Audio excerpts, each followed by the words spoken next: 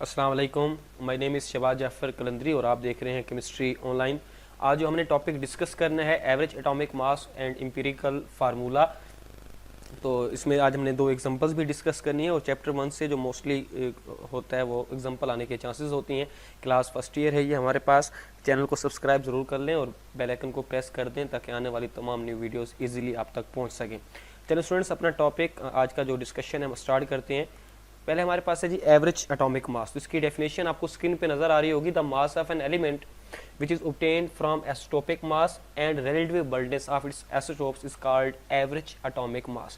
ऐसा मास किसी भी एलिमेंट का जो हम हासिल करते हैं उसके एसोटोपिक मास से और उसकी रिलेटिव बल्डेंस से, इस तरह के मास को हम नाम देते हैं एवरेज एटॉमिक मास का। एटॉमिक मास सिंपल उसकी डेफिनेशन है number of protons plus number of neutrons. तो हम अब बात करें एवरेज एटॉमिक मास के बारे में और उसकी डेफिनेशन आपको स्क्रीन पे नज़र आ रही होगी। मैं दोबारा रिपीट कर देता हूँ। ये मास हमें हासिल होता है कहाँ से? उसके एसोटोपिक मास से, जो उसका मास होगा एसोटोप में, उसकी रिलेटिव अबंडेंस से। तो यहाँ से एक इंपॉर्टेंट शार्ट क्वेश्चन आपके पास आ जाता है। Atomic masses may be in fraction. Why? Fraction कहते हैं पॉइंट्स को, इशारिया। तो एटॉमिक मास का भी जैसे मैंने आपको बताया कि एटॉमिक मास कहते हैं number of protons plus number of neutrons को। तो यहाँ आप सोच रहे होंगे कि फ्रैक्शन में अगर उसने आना है, पॉइंट्स के अंदर आना है, तो इसका मतलब क्या हुआ कि प्रोटॉन कोई आधा है या कोई न्यूट्रॉन आधा है जिसकी वजह से वो पॉइंट्स के अंदर आ रहा है। क्वेश्चन तो यही है ना, एटॉमिक मासेस में भी इन फ्रैक्शन, कि वो पॉइंट्स के अंदर हो सकता है। उसकी रीज़न क्या है? तो ऐसा कुछ नहीं है कि प्रोटॉन आधा होता है या न्यूट्रॉन आधा होता है, कंप्लीट मौजूद नहीं होता। उसकी रीज़न क्या है? एटॉमिक मास किसी भी एलिमेंट का बेटा डिपेंड करता है दो चीज़ों पे। एक, उसके नंबर ऑफ एस्ट्रोप्स कितने हैं। दूसरा, उसकी नेचुरल अबंडेंस एस्ट्रोप्स की कितनी है। ये प्रीवियस आप लेक्चर्स देखते हुए आ रहे हो तो आपको एस्ट्रोप्स का भी पता होगा, नेचुरल अबंडेंस के बारे में भी पता होगा। तो बहुत सारे एलिमेंट्स हैं जिनके एसोटोप्स हैं। अब एसोटोप का एटॉमिक मास तो डिफरेंट होता है, मास नंबर सेम होता है, तो हम कौन सा एसोटोप का एटॉमिक मास लेंगे? फॉर एग्जांपल नियोन को देख लें। नियोन के 3 एसोटोप हैं, 20, 21 एंड 22। तो हम क्या नियोन का एटॉमिक मास क्या लें? 20 लें या 21 लें या 22 लें? क्योंकि एसोटोप का एटॉमिक मास डिफरेंट होता है, एटॉमिक नंबर सेम होता है। तो इस सारे कन्फ्यूजन से बचने के लिए एवरेज एटॉमिक मास कैलकुलेट करते हैं। जब हम एवरेज एटॉमिक मास कैलकुलेट करेंगे इट कम्स इन फ्रैक्शन। ये प्रॉपर आपको डेफिनेशन नजर आ रही होगी कि बहुत सारे एलिमेंट्स ऐसे हैं जिनके एसोटोप्स हैं और एसोटोप्स का एटॉमिक मास डिफरेंट होता है। तो जब हम एवरेज एटॉमिक मास लेते हैं तो किसके अंदर आ सकता है? फ्रैक्शन के अंदर आ सकता है। मैंने जैसे नियोन की एग्जांपल आपको दी। नियोन का एटॉमिक मास 20 भी है, नियोन का एटॉमिक मास 21 भी है, नियोन का एटॉमिक मास 22 भी है और आगे उनकी रिलेटिव अबंडेंस मौजूद है। अब हम कौन सा एटॉमिक मास लें? 20 लें, 21 लें, 22 लें? इस तरह बहुत सारे एलिमेंट्स हैं जिनके एसोटोप्स मौजूद हैं। तो इन तमाम प्रॉब्लम से बचने के लिए एवरेज एटॉमिक मास कैलकुलेट करते हैं। अब नेक्स्ट आपके पास क्वेश्चन आपके जहन में आ रहा होगा क्या कि किस तरह एवरेज एटॉमिक मास किस तरह कैलकुलेट करें? हमें ये तो बता दिया गया कि नियोन के 3 एसोटोप्स हैं, 20 है, 21 है, 22 है और उसकी अबंडेंस 90.920। जो ये यहाँ दोबारा देखिएगा इसको कि नियोन के 3 एसोटोप हैं, 20 है, 21, 22, ठीक हो गया। अबंडेंस 90.92, 0.26% एंड 8.82% ये भी मौजूद है। तो एवरेज एटॉमिक मास हमने बता भी दिया 20.18 AMU है। तो अब आपके जहन में सवाल आ रहा होगा कि हम एवरेज एटॉमिक मास कैलकुलेट कैसे करेंगे? एवरेज एटॉमिक मास कैलकुलेट करने का बड़ा सिंपल सा हमारे पास फार्मूला है। वो क्या है कि आपने मल्टीप्लाई करना है, बड़ा सिंपल से बड़ा ये फार्मूला आपको स्क्रीन पे नजर आ रहा होगा। एवरेज एटॉमिक मास फाइंड करने का क्या? एसोटोप का एटॉमिक मास, उसको मल्टीप्लाई करना है उसकी रिलेटिव अबंडेंस से, बीच में साइन आएगा प्लस का, फिर एटॉमिक मास मल्टीप्लाई करना है रिलेटिव अबंडेंस से। इस तरह ऑनवर्ड चलता जाएगा। जितने उसके एसोटोप होंगे हर एसोटोप के एटॉमिक मास को आप मल्टीप्लाई करेंगे उसकी रिलेटिव अबंडेंस से और डिवाइड कर देंगे टोटल को आप 100 से। तो उसके बाद आपके पास उसका एवरेज एटॉमिक मास आ जाएगा। यहाँ RA stands for relative abundance. मैं छोटी सी असाइनमेंट आपके जिम्मे लगा देता हूँ। एक्सरसाइज में आप देखिएगा क्वेश्चन नंबर 6 एंड 7, वह आपने एवरेज एटॉमिक मास फाइंड करना है। तो इस वाले फार्मूले से आप फाइंड कर सकते हैं। क्वेश्चन नंबर 6 तो बड़ा सिंपल सा है सिल्वर के साथ। 7 में थोड़ा आपको कन्फ्यूजन होगी, देख लीजिएगा, कमेंट्स में बता दीजिएगा। अगर आपसे वो सॉल्व नहीं होता तो उसके लिए मैं अलग एक वीडियो बना के अपलोड कर लूँगा।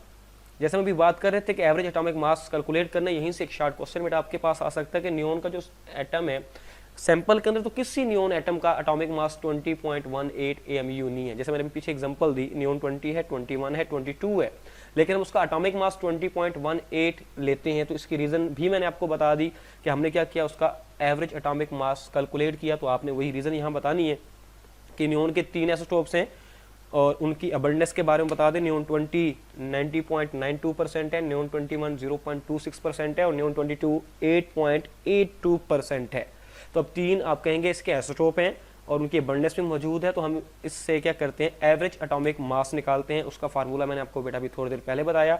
अब जरा उसको अप्लाई कर लेते हैं। Atomic mass multiplied by relative abundance, बीच में साइन आएगा प्लस का, फिर बेटा उसका atomic mass multiplied by its relative abundance, sign आएगा प्लस का, फिर atomic mass multiplied by relative abundance, sign आएगा प्लस का, और इस टोटल को हमने डिवाइड कर देना, सॉरी मल्टीप्लाई बाय 8.82 और डिवाइड कर देंगे 100 से। तो आपके पास नियोन का जो एवरेज एटॉमिक मास आएगा 20.18 AMU। तो क्वेश्चन मैं दोबारा रिपीट कर रहा हूँ, स्क्रीन पे आपको आंसर इसका इस टाइम नज़र आ रहा होगा। क्वेश्चन ये था कि नियोन के सैंपल के अंदर कोई ऐसा आइसोटोप मौजूद नहीं है जिसका एटॉमिक मास 20.18 हो। तो आप क्यों इसका एटॉमिक मास 20.18 लेते हैं, तो आपने बताना है कि नियोन के 3 आइसोटोप हैं और जब आइसोटोप्स हमारे पास मौजूद हो तो हम एवरेज एटॉमिक मास कैलकुलेट करते हैं। एवरेज एटॉमिक मास का फार्मूला भी मैंने आपको अभी प्रीवियस स्लाइड के अंदर बता दिया, दोबारा रिपीट कर देता हूँ।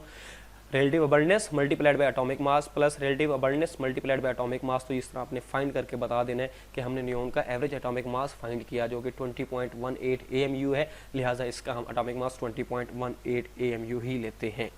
नेक्स्ट बेटा हमारे पास डिस्कशन है इंपीरिकल फार्मूला और मॉलिक्यूलर फार्मूला।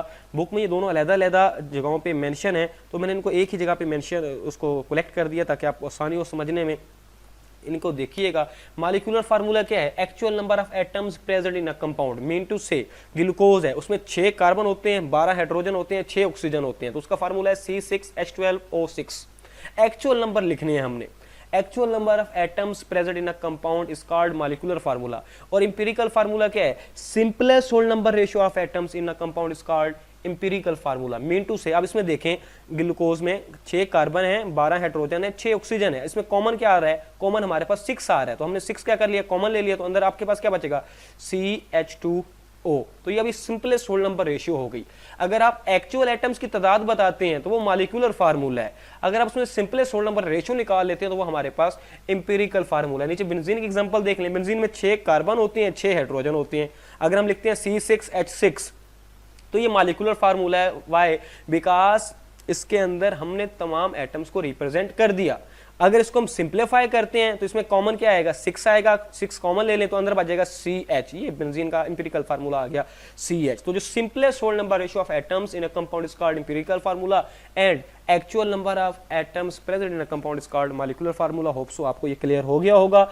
और जो कोवेलेंट कंपाउंड्स हैं उन्हें हम यूजुअली मॉलिक्यूलर फार्मूला से रिप्रेजेंट करते हैं और इंपीरिकल फार्मूला में covalent as well as ionic compound को भी इंपीरिकल फार्मूला से रिप्रेजेंट किया जाता है।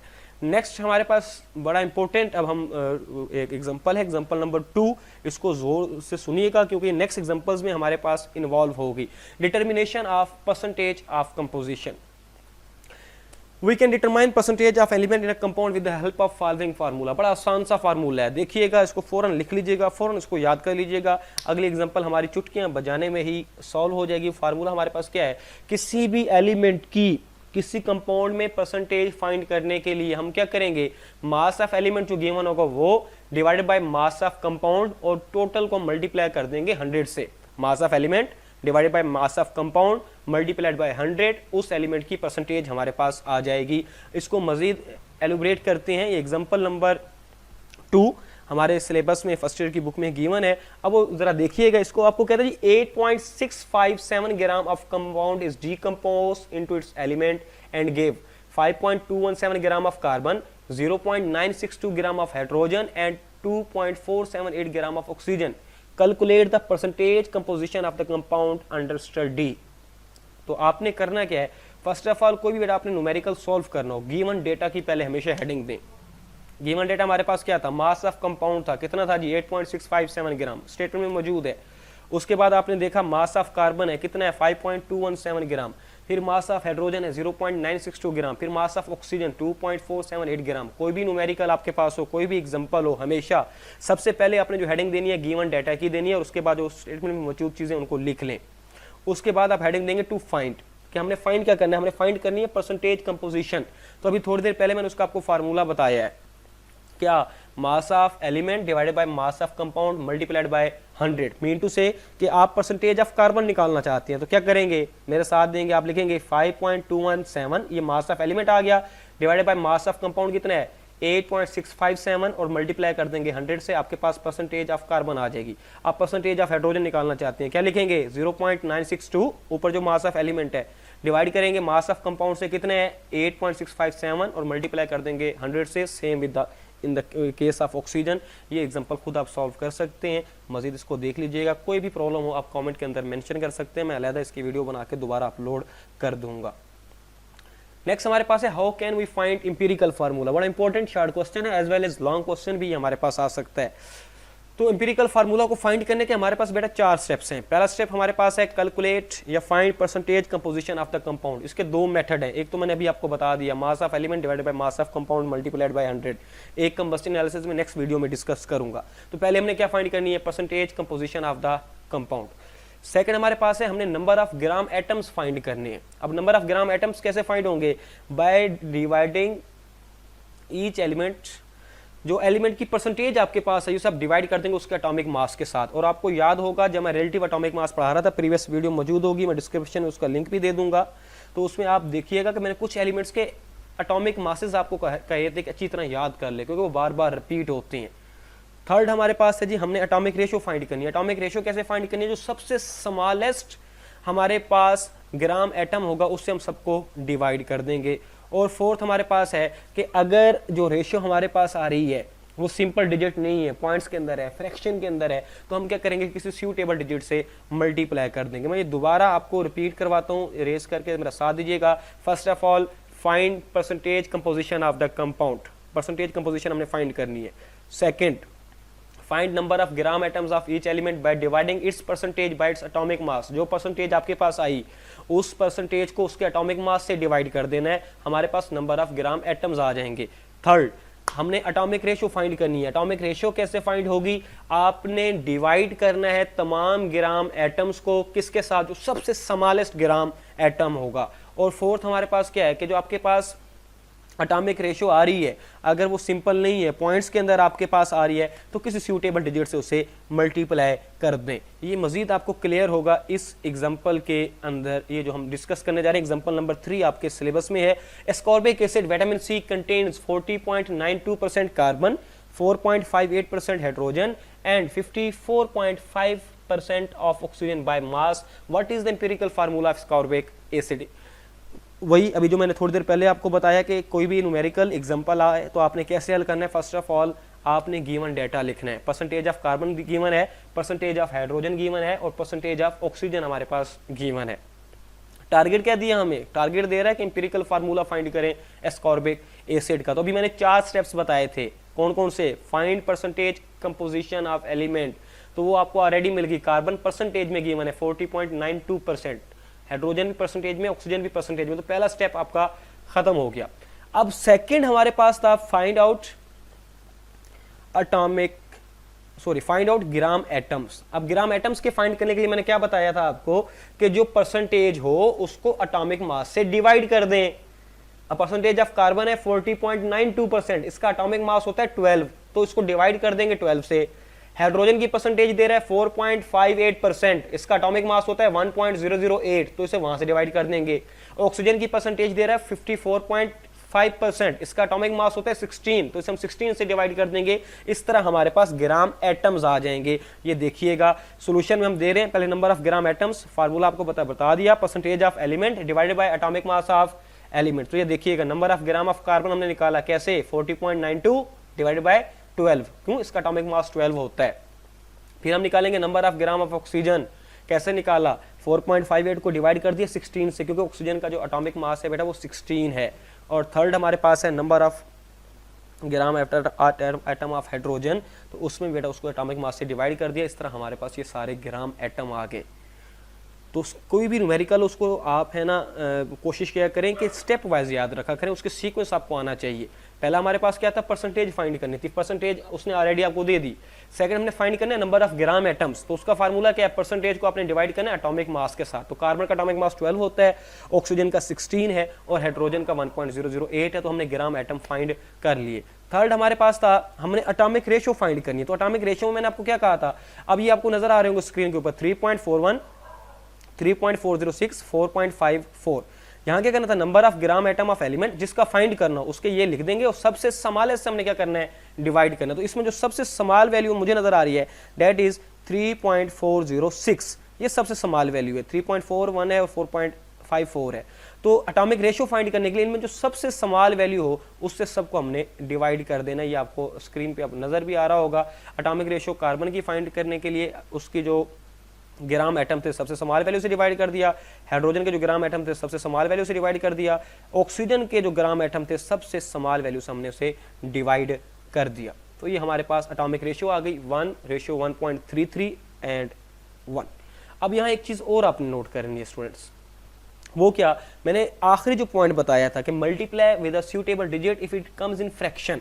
अब यहाँ देखें 1 ठीक है, 1.33 ठीक है, 1 भी ठीक है, तो ये फ्रैक्शन के अंदर आ रहा है, हमने से किसी ऐसे डिजिट से मल्टीप्लाई करने के फ्रैक्शन खत्म हो जाए। तो 0.33 को अगर हम 3 से मल्टीप्लाई करें तो 0.99 हो जाएगा, which is approximately equal to 1। तो हमने पूरी इक्वेशन को 3 से मल्टीप्लाई करना है, 3 से मल्टीप्लाई करेंगे ये आ जाएगा 3, इसको 1.33 को मल्टीप्लाई करेंगे ये आएगा 3.99 which is approximately equal to 4, इसको मल्टीप्लाई करेंगे तो ये हमारे पास 3 ही आ जाएगा।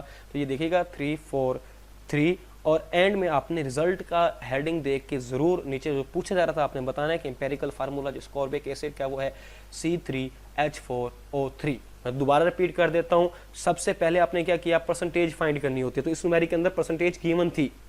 सेकंड आपने क्या करना है, ग्राम एटम फाइंड करने हैं। ग्राम एटम फाइंड करने के लिए आपने क्या करना है, जो परसेंटेज गिवन है उसको एटॉमिक मास से डिवाइड करते जाएं। कार्बन का 12 होता है, हाइड्रोजन का 1.008 है, ऑक्सीजन का 16 है, तो ग्राम एटम्स आपके पास आ जाएंगे। थर्ड आपने एटॉमिक रेशियो फाइंड करनी है। एटॉमिक रेशियो फाइंड करने के लिए ग्राम एटम्स को सबसे स्मॉलेस्ट ग्राम एटम्स के साथ डिवाइड कर देना, स्क्रीन पे आपको नजर आ रहा होगा। फोर्थ, अगर आपके पास कोई फ्रैक्शन में वैल्यू आ जाती है तो किसी सूटेबल डिजिट से मल्टीप्लाई कर दें। तो आपके जिम्मे यहाँ एक असाइनमेंट है एग्जांपल नंबर 16, सेम ऐसी होगी जैसे ये मैंने आपको करवाया है, ये न्यूमेरिकल समझाया है। इस स्टेप्स को आप लेके चलेंगे तो इजीली आप उसे अटेम्प्ट कर सकते हैं। और अगर आपको समझ नहीं आती तो फिर वही बात करूंगा, आप कमेंट में ज़रूर मेंशन कर दीजिएगा, मैं इंशाल्लाह से सॉल्व करके आपके साथ ज़रूर डिस्कस कर लूँगा। अल्लाह आप तमाम लोगों का हामी नासिर हो। चैनल को ज़रूर सब्सक्राइब कर लीजिएगा और साथ बेल आइकन को प्रेस कर लें। अल्लाह हाफिज़।